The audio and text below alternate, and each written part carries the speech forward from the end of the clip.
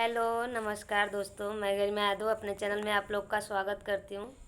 मैं आप लोग को एक छोटी सी छठ गीत सुनाऊंगी। अगर आप लोग को पसंद आए तो लाइक सब्सक्राइब एंड कमेंट कर देना। देवलोक से आवे छठी मैया, उनकर गजब सिंगार।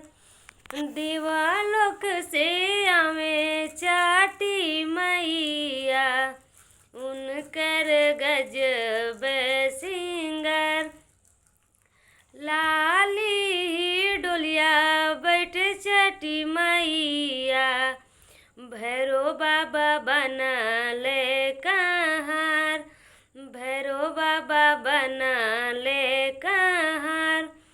उड़े छठी माई के चुनरिया, गिरे गंगा जी के घाट। गिरे गंगा जी के घाट।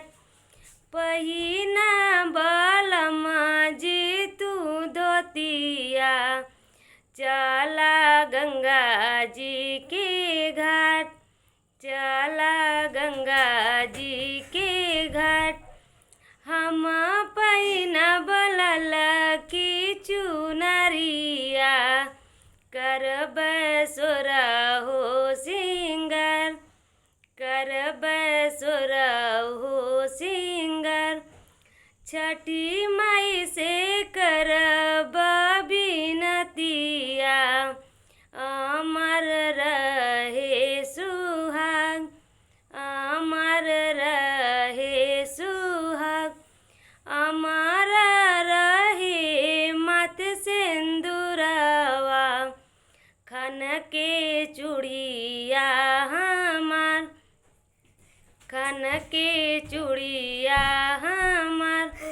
अमर रहे मोर बालकवा, भरल रहे परिवार।